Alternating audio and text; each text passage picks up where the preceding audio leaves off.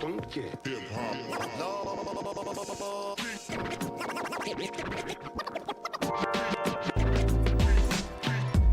Hello, this is Yolanda Murphy, and welcome to this Exceptional Journey podcast, where you will find inspiration to live courageously through adversity, empowerment to live freely despite your past, and ignition to live boldly in your purpose, all by walking the survivor side of life.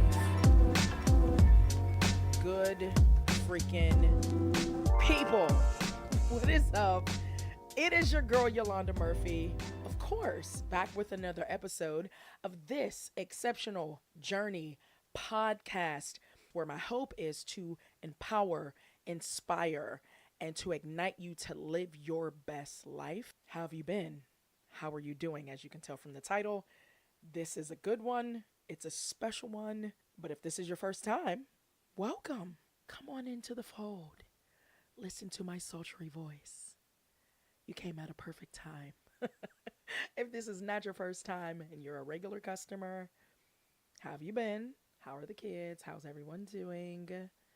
I know that last one yesterday was a good one, right? I know. So literally, I am posting, as you can tell, because it is my freaking 40th birthday. Before I get into that, however, let me plug social media because I am Forgetful Jones. You can find me on Facebook and Instagram at This Exceptional Journey. Twitter, you can find me at TEJ Podcast. Also use that as a hashtag, TEJ Podcast. Questions, suggestions, comments. Your girl wants to hear from you. So it literally today is my 40th freaking birthday. Like, yes, go ahead, clap. I know you want to. Go ahead. Thank you. Tell me happy birthday. Thank you. Thank you. Thank you so much. I appreciate it. But guys, it is a bag of mixed emotions for me though. So let's just dive right into the topic. So apparently today is my 40th birthday. Okay. And I'm grateful to be here. I'm grateful to be able to celebrate. Grateful to be able, to be able to record this podcast and, to be able to tell you guys, how I feel about it, right? Of course. But let's take a step back. Let's take a step back. It is my 40th birthday, if I haven't already said it. 40th. 40. 40. So as some of you may know, my part-time job is at Planet Fitness near my home. And I went in and I worked out today, which I'll get to later down the line on this podcast. And someone I've never met, never saw this baby a day in my life. And I was like, oh, my birthday is, April 2nd and, whatever. And I'll be 40. She was like, no, you won't. I said, yes, I will. Like, she was very adamant, like, you're not about to be 40. And I was like, baby, my bones, my muscles, my skin, and my hair are 40 years old. My eyeballs are 40 years old. They've been walking the earth for 40 years. I'm grateful that my skin and, all of this doesn't, look like it's been 40, but I'm about to, no, not about to be, I am. See, here's the kicker. So let's go ahead and divulge. One of the things, and one of the first things I wanted to discuss about turning 40 is I can't believe I'm 40. And, people probably say that maybe after 40, I don't know, how people feel at 50 or at 60 or at 70. But for me, that means I am no longer an adult. Technically, like once you're 40, like there are some institutions and some organizations that say you're technically a young adult until 45. I'll take it. I'll take the 5 extra years. However, there are some that say once you're 40, you're no longer a young adult, that you're a full-fledged adult with X, Y, and Z, elemental P, and you should be able to move forward appropriately with life. I'm speaking specifically with, cancer diagnosis and all of that. First of all, let you guys know, growing up, of course, as a child, I mean, who doesn't want to celebrate a birthday? Who doesn't want to have cake and ice cream and have your friends over because someone is celebrating the day you actually were put on this earth? Again, as a child and growing up, I was always excited. I won't say always. I was excited about my birthdays. But if I'm honest, and if you've listened to previous podcasts and probably future podcasts to come, because there's some stuff in the works, uh, I have not always been excited about my day of birth. And let me briefly explain. Again, if you've listened previously, you know that I was adopted. I think I put that in my Know Me podcast episode like a month or so ago. I was adopted at 7 months. So I was given birth to. My birth mother did not want to keep me. So I was a ward of the state, which means I was, of course, in foster care. And then at 7 months, I was adopted by the parents that I have now, who are my parents. Like, this is just my mom and dad, of course. Um, so I have a mixed bag of emotions, and I've been quite honest with my close friends and family over the last couple years, because people, and even now, even specifically, of course, for my 40th birthday, people are like, "Oh, what do you want to do? What are you doing for your birthday?" And blah blah blah blah blah, yada yada yada. And I'm like, I don't know. I don't. I don't know. And it's a milestone. 40th is a milestone. Um, but because originally, and let me just tell why, to not leave you in anticipation. My whole mental thought process behind my birthday, probably from like late 20s all the way through my 30s, was that why should I celebrate my birth when the person who gave birth to me cannot celebrate it? And to be honest, guys, and this is deep, and I apologize if this is way too deep for everything, you know, that's going to be said later, but that's the reality. That's where I came from. Being a young African American woman. Can I really say young anymore, guys? I don't know. I'm 40. I don't know. But being a African American woman who has been a who is an adoptee, who has been miraculously and by God's grace been adopted by these amazing people who are my mom and dad. But let's go back biologically to a woman. I don't know her name. I don't know what station of life she was in. From a little bit of what my mom and dad have told me, she was not necessarily younger, like 20s, but by the time she had me, she already had X amount of kids. So she felt like she could no longer care for any more children, because I had so many other siblings before that, and dot, dot, dot, yada, yada, yada. So my birth to me has, again, from young adulthood, like early 20s, to maybe a couple years ago, before breast cancer, let me at least say that, um, has always been like an anomaly to me.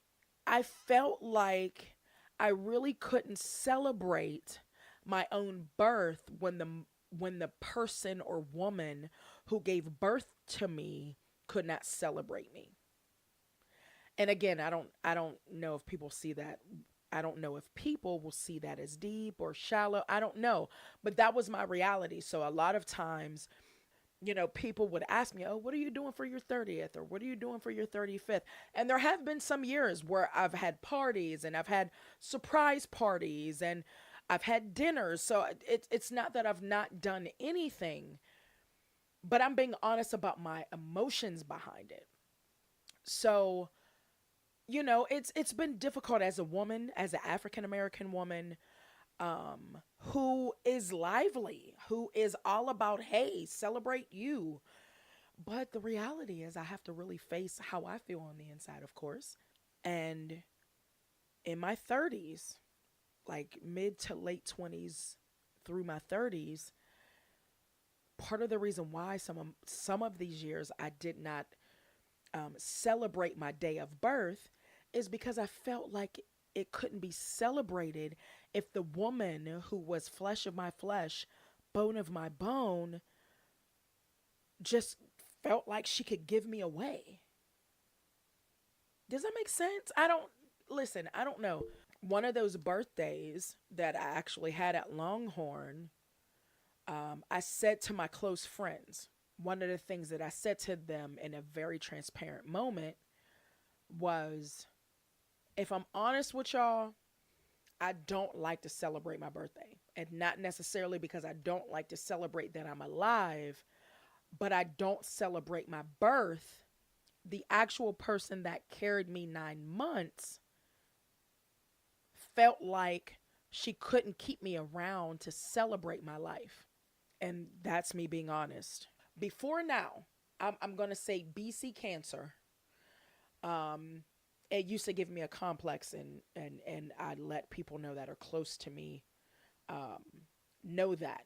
Um, because of that, however, I also, once I got over, and if I'm being absolutely honest, that feeling of not really wanting to celebrate my day of birth. So I was diagnosed with breast cancer in February of 2016. My birthday, of course, is in April. Up until that year, up until 2016, that's how I felt. That's how I felt. But, baby, when I tell you 2016 turned my mind on its axis, okay? Um, I can't really say that I felt altogether different because even now I still feel a twinge of that. But when I tell you, when you're diagnosed with cancer, the C word, all of that other stuff kind of goes out the window. Like, so I guess I kind of say that to say I can't believe I'm about to be freaking 40 again because of what I felt before. But after you're diagnosed with cancer, you just don't know if you're going to make it. I did not know because at that time, all I knew was what I saw on TV, what I saw on social media, what I saw, in the marketplace, for lack of a better phrase. And everything that I had ever seen, whether it was childhood cancer or otherwise, was everybody died. That's what they portray it to be. Beaches. One of my favorite movies of all time. Beaches. Homegirl died. Left her daughter to her best friend. That was on Broadway. And that was a point of reference for me. Homegirl said she had cancer. I want you to take my daughter. X, Y, and Z, elemental P. She passed away. Now the daughter is the daughter of someone who's on Broadway. But I say that to say this was the reference I had. Back in the 80s and 90s, we didn't have a lot of examples of positive cancer survival, which is why when I was 36 and was diagnosed, I was like, holy crap, what is about to go down? Are you serious? So, for a little bit of that, I couldn't even fathom seeing 40. I was 36 when I was diagnosed, 37 by the time I finished, all of my active treatment and surgery. But still, to me, I don't know. I just did not see 40 up ahead of me because everything I had seen up until that point was once you get diagnosed with the big C word, death is imminent. Death is around the corner.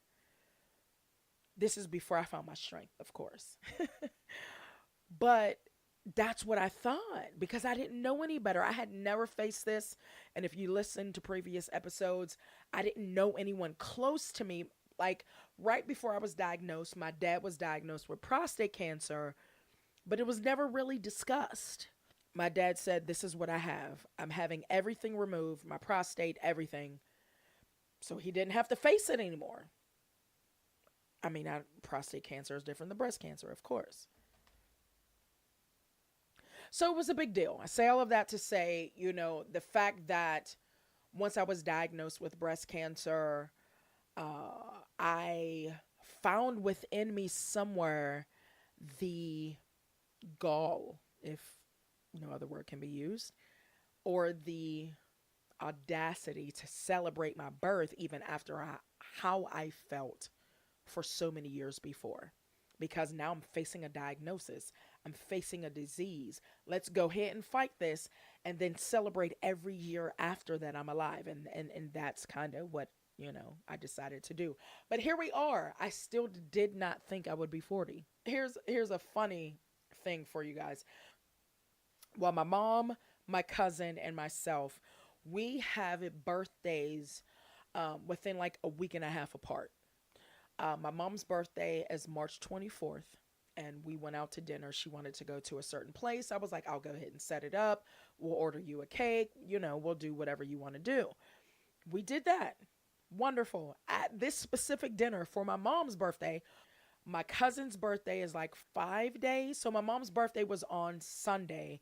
My cousin's birthday was on that next Friday. So was that 6 days, 5 days, 6 days?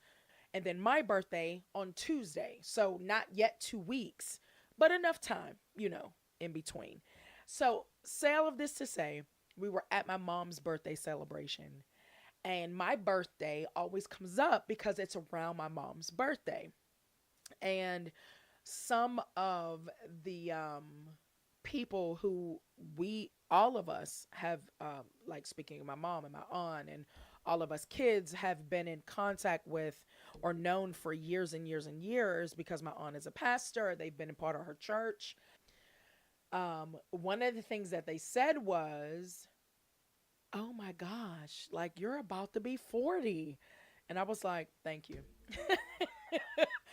Thank you. Thank you for reminding me that I'm about to be 40. And it wasn't in a bad way. Don't get me wrong. I didn't take it that way.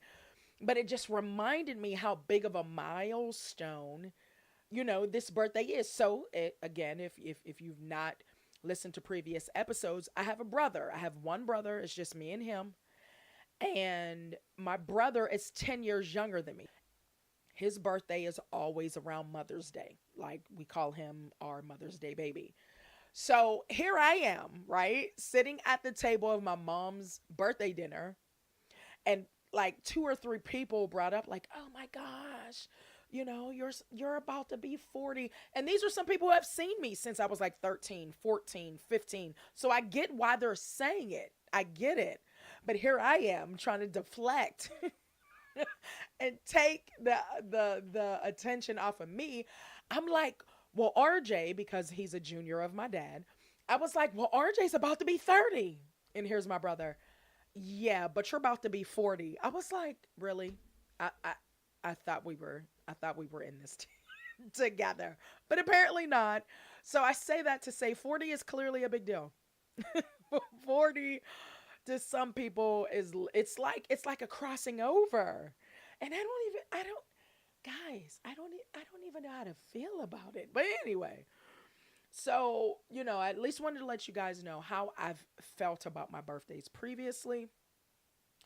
And then how I feel about it now, because after cancer, I take every day as a gift. I literally take every day like, "Thank you, God, that I'm still alive. I'm still never no evidence of the disease." Yes, do I have my side effects? And if you've listened to the previous podcast about why I'm angry, you know exactly what I'm talking about. But I'm still here. I am still alive. I'm still thriving. I'm still kicking. I'm still working. I'm still getting goals accomplished. I'm still here. So thank you, Father. Um, but what does 40 mean to me, though? That's the question. that I wanted to discuss with you guys because although, up until cancer, I might have not really been able to appreciate my days of birth. Here I am now just relishing in the fact that I'm still here. So what does 40 mean to me? So first of all, I was thinking the other day, 40, like when I tell people when I tell people like, "Oh, how old are you?" and I'm like, "Oh, I'm 40." It is a whole different air. And that's the only way I can describe it. Like it's a whole different air of your life. Air, AIR. Like air, like how um you're on the ground. Best analogy I can think of is when you fly. When you're on the ground, you're in the airport. I'm used to the airport. I've flown out numerous times. I know what to expect. But depending upon where you're flying, there are higher altitudes. So when I've flown to Denver versus somewhere that's closer, literally I can feel in the cabin the difference of my breathing, right? Um it it listen, it there's a difference. There's a difference. So what I mean by air is that the air at 40 is altogether different than that 30 anything. Literally, like when I tell people I'm 40, it makes me stand up straighter a little bit. Does that make sense? When I tell people I'm 40, I feel like it comes with a level of responsibility. Not to say in your 30s you're not responsible, not to say in your 30s you're not already, working on different projects and gifts and talents and, all of that stuff. No, but I feel like at 40, it's like a different air you're breathing. You're like on a different level. And not, again, not in a bad way, but like, oh, snap, let me get my stuff together. So not only am I breathing different air at 40, but it's almost like as my pastor always says, a juxtaposition. My pastor's so smart. Like he's just so smart. Reverend Dr. William Houston Curtis. Check him out. Mount Airy Baptist Church if you don't know him. But he always talks about juxtapositions. And I mean, I knew the word before, but now I use it all the time. But it's like this juxtaposition because unfortunately, when you're diagnosed with cancer, like you're prepared. And again, I'll bring it back to, what you've only known in the media or social media before you were diagnosed. Everyone that I saw was dying with any type of cancer. So, you know, it's this whole juxtaposition that whether diagnosed at 36 or otherwise, you face this reality. You face this reality that, holy hell, am I going to make it? Legit, like I was diagnosed at 36. I did not think I would make it to 37 or 38, let alone 40. And I'm being honest. I just felt like I got this diagnosis. God wanted me to be strong and, deal with everything I needed to deal with. I didn't think I would make it to 40, guys. I didn't think I would make it to 40 because actually, in the grand scheme of things, for me, can't speak for anybody else. But once I was diagnosed, I was literally living day by day. I mentally prepared myself not to prepare for a month from now, 2 months from now, 3, 6, 12 months from now, because I didn't know if I was going to make it. So up until I got the word that I was no evidence of the disease, I was like, okay, let's live life. I tried to do as much as I could over the last 2 years, but being 3 years, of course, since diagnosis, I went to conferences and got trained as an advocate and did all of these amazing things. But guys, if I'm honest, in the back of my mind, I still did not think I was going to make it. I am I the only young adult cancer survivor that goes through that? At the end of the day, you just never know because you no longer have control. And again, I've talked about that in another episode. You just never know. So here I am, 36, 37, 38, and the last year 39, not necessarily looking for the worst, but if the worst were to come, I'm going to be prepared mentally, specifically. That's a difficult road to hoe. Still being your 30s, still wanting to live life, but not knowing if you're going to live. That was my mental thought process. So, what else does 40 mean to me? So now that I'm still here, hey, I made it to 40. So not only did the juxtaposition include that I probably wouldn't make it, but gosh darn it, I got a new lease on life. Literally, like every day of the last probably 2 years has been this seesaw of a scale.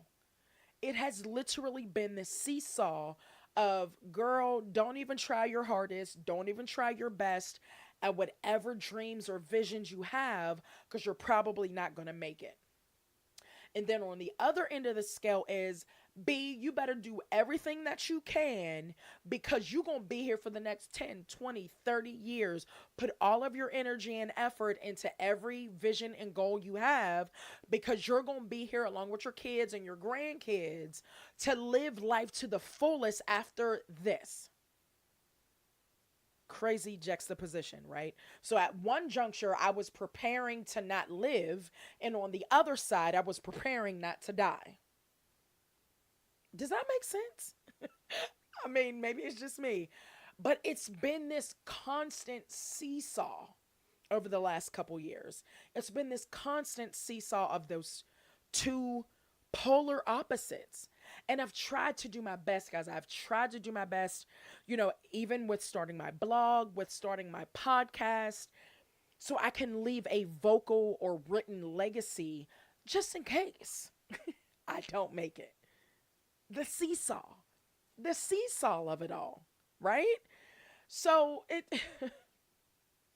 it's been this whole thing. So I was at a seminar recently, speaking with another young adult African American breast cancer survivor, and she was telling me how she recently has been going through a little bit because she had, X and Y and Z like symptoms going on. And this is how she felt. This is what she wanted done. These are the tests she wanted to get done to ensure it was not cancer. And, it made me think about, back to the side of the spectrum where cancer is just inevitably going to come back. Every ache and pain, every headache that I have, I have neuropathy. If you've listened to the previous podcast, literally right before this one, dealing with my anger behind, my side effects dealing with early menopause. It's daunting. I'm 40 now, but I started early menopause side effects in my 30s. In my 30s? So, I was having this conversation with her and I was like, I get it. I completely understand. But here's the kicker, even to just segue to my last point. We're going to feel it. And just like I told her, like, I get you. Like, I absolutely understand what you're going through because I felt some of it. I know exactly what you're going through. But my last point is, despite it all, despite how I felt about birthdays before, despite what 40 really means to me, this is what I've learned, guys. This is what I've learned despite cancer. Despite cancer, I'm still going to dream. Okay? Despite cancer, I'm still going to have goals. Because unfortunately, in the first year or so, I was like, I can't plan for anything. I don't even know if I'm going to live past chemo. I don't know if I'm going to live past my surgery. That was my thought process. But now that I'm a couple years out, I'm like, oh no, let's get this done. Let's do this. Let's do da da da da da and dot dot dot. No, let's get it done. I'm going to live regardless. That I'm determined. I am determined to live after cancer, flat out. So I said, okay, what are my dreams, my visions, my goals? Because cancer is not going to stop me at this point. Cancer is not going to stop me. I'm not going to allow it. Now, do I have still my moments? Of course. Do I still have my moments when I have an ache in my shoulder, or I have a pain in my chest or in my back where I did radiation and had surgery? Of course. That doesn't go away ever. Ever. That never goes away. But am I determined to live past it, to live through it? Absolutely. So let me just tell you guys, since I'm 40 now, some of my goals, my dreams, my visions, that I want to accomplish 40 plus, from 40 on. And some of these things I've already been working on, but from 40 plus, I need to see some of these things come to fruition. So, first of all, I want to grow in every area of my life. And that kind of sounds like a resolution, but it's April. So it's not a resolution because it's not January 1st, right? But seriously, and I spoke of this on what I resolved for 2019, and I'm doing it every day. I want to grow in every area of my life: physically, mentally, emotionally, spiritually, financially.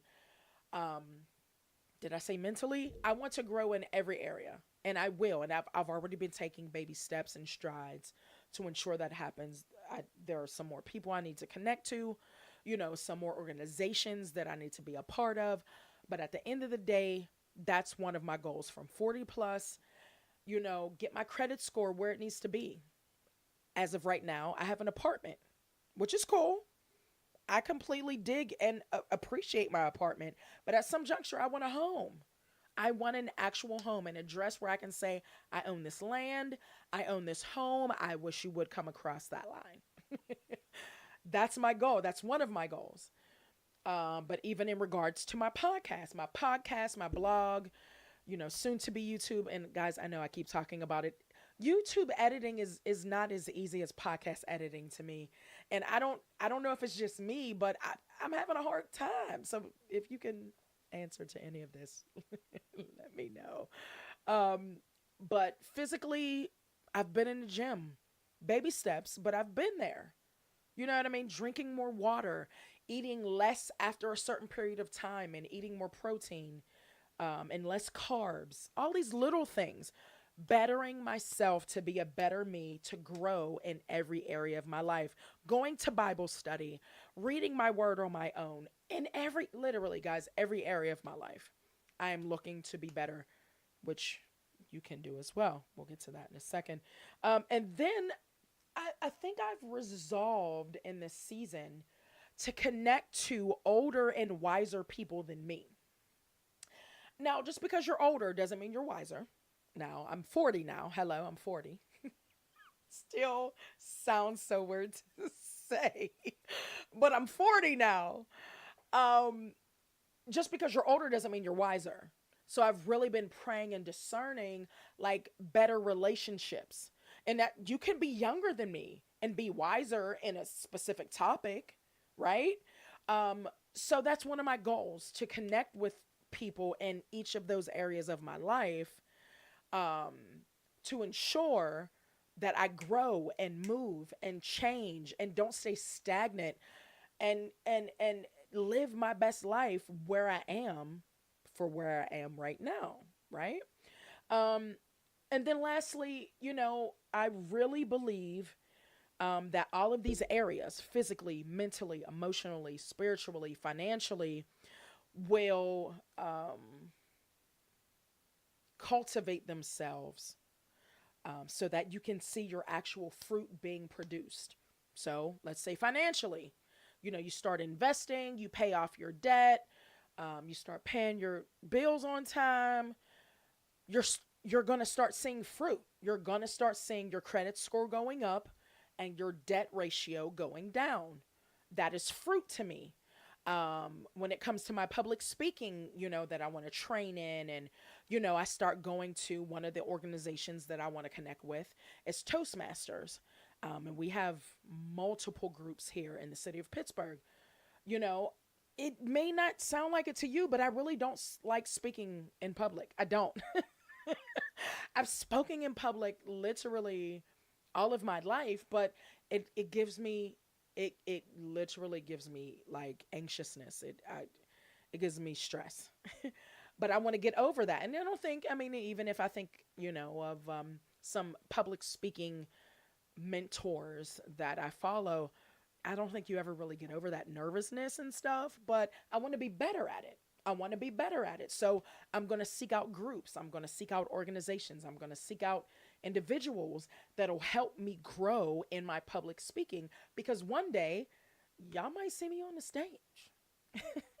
Hopefully, you might see me on the stage doing exactly what I'm doing on this TEJ podcast, but speaking to live people. We'll see. That's a goal after 40, okay? But guys, I wanted to say all of this to say, first of all, thank you. You know what I mean? You've rocked with me since October. If you're listening to this podcast, you've seen my ups and downs and what I've have faced through cancer, and even what I've discussed with other young adult cancer survivors. And just FYI, let me plug real quick. I am going to roll out the co-survivor series here really quick. I think I'm going to call it like the co-survivor corner, where basically I'm talking about people who have taken care of cancer survivors. Not necessarily just young adult cancer survivors, but people who have been up close and personal, who have seen the side effects of cancer. And some of them are young adults. Some of them won't be, but some of them will be. So plug there. But it has been a journey. It has been a journey from 36 till now. And if I'm honest, of course, not all of it has been daisies and roses and butterflies and, all of those things, or lilies. Those are my favorite flowers. But what I am grateful for, that I'm still here. I am still here to tell you at 40 years old what my goals and dreams and visions are to get accomplished into 40 plus years, right? Yeah, I'm grateful. I still can't believe when I say I'm 40. I still can't believe it. So I'm going to end on that note. As always, I try to keep it short, but because I'm Chatty Cathy, that never really happens. But guys, if you have any questions, comments, suggestions, definitely hit me up on any social media platform, or you can hashtag me TEJ Podcast. Your girl definitely wants to hear from you. Don't forget to rate, subscribe, and comment. Like, I have tons of people that are listening, but no one's rating, no one's commenting, and no one's subscribing. Well, people are subscribing. But guys, comment. Just say, hey, girl, I listened. Thank you. I would love to hear. I'm going out to live my best life on this birthday. I have some birthday freebies that I'm going to take advantage of, like my Denny's Grand Slam. I'm also going to get a free appetizer from Texas Roadhouse. What else? Oh, I'm getting a free pretzel from Auntie Anne's. I have some things to do today. But either way it goes, guys, thank you so much on my 40th birthday for clicking over and checking out this little corner of my podcast world. As always, you will catch me walking on the survivor side of life. I'm hoping you do the same. I will check